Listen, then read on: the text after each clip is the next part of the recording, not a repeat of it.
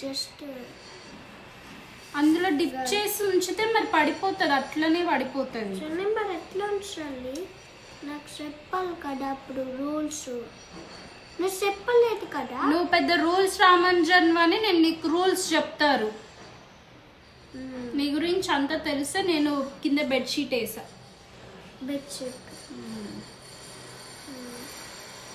So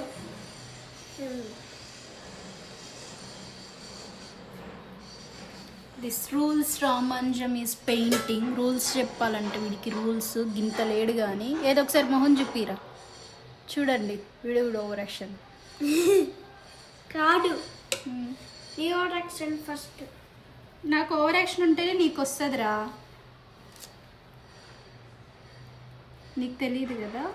నాకు తెలుసు. ఏమని? Over action comedy. Over action కామెడీయా? నువ్వెందుకు ఓవర్ యాక్షన్ చేయట్లే? నేనా? నేను మెచ్యూర్డ్, ఓవర్ యాక్షన్ చేయను. మరి మరి అట్టట్ట అంటే అట్టట్ట అంటే ఎట్టెట్ట అట్టట్ట అంటే చిన్న నువ్వు నాన్నకు చూపిస్తావు ఇట్లా అట్టట్ట. అట్లా అంటే ఓవర్ యాక్షనా?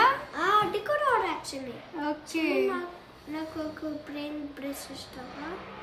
ఎందుకు ఇస్తారేంటి? ప్లీజ్. ఇయర్ నీకు ఇచ్చిన బ్రష్తోనే నువ్వు చేయాలి. చిన్న పెయింట్ బ్రష్ ఇక్కడ పెట్టాను, కింద పెట్టేసి. దీని మీదనా? ఏం కాదా? కాదు. సో గైస్, ఇట్లా మీ బేబీస్ తోటి కలిసి పెయింటింగ్ వేసినప్పుడు మీకు వాళ్ళతో టైం స్పెండ్ చేసినట్లు ఉంటుంది. ఎట్ ది సేమ్ టైం వాళ్ళు దేని మీద ఇంట్రెస్టింగ్ ఉన్నారు, క్రియేటివ్గా ఉన్నారా అనేది కూడా తెలుసుకోవచ్చు. అండ్ వాళ్ళకి ఎట్లా అంటే స్కూల్కి వెళ్ళిన తర్వాత వాళ్ళు వాళ్ళ ఫ్రెండ్స్కి షేర్ చేస్తారు నేను ఇలా టైం స్పెండ్ చేశాను అని చెప్పి. సో మొబైల్ నుంచి డైవర్ట్ కూడా చేయొచ్చు దీంతో, ఈ మెథడ్ అయితే యూజ్ చేసి. సో వాళ్ళు చాలా క్రియేటివ్గా అయితే ఉంటారు. ఎందుకంటే ఎగ్జైటెడ్గా పెయింటింగ్. సో ఈ పెయింటింగ్ అనేది నేను రికమెండ్ చేయను, బికాస్ ఇందులో కెమికల్స్ ఉంటాయి. అక్రిలిక్ పెయింటింగ్స్ ఇవన్నీ క్యామెల్వి. అంటే ఫస్ట్లో చిన్నగా అలవాటు చేసి తర్వాత వాళ్ళు దేనిలో క్రియేటివ్ ఉన్నారనేది మీరు తెలుసుకున్న తర్వాత అప్పుడు మీరు పూర్తిగా అవాయిడ్ చేయొచ్చు అనమాట. అలా కూడా ప్లాన్ చేయండి. ఎవరో ఒకళ్ళు ఇంట్లో పెయింట్ చేసే వాళ్ళు ఉంటారు, ఉన్నప్పుడు వీళ్ళు వెళ్ళి వాళ్ళని డిస్టర్బ్ చేస్తూ ఉంటారు కిడ్స్.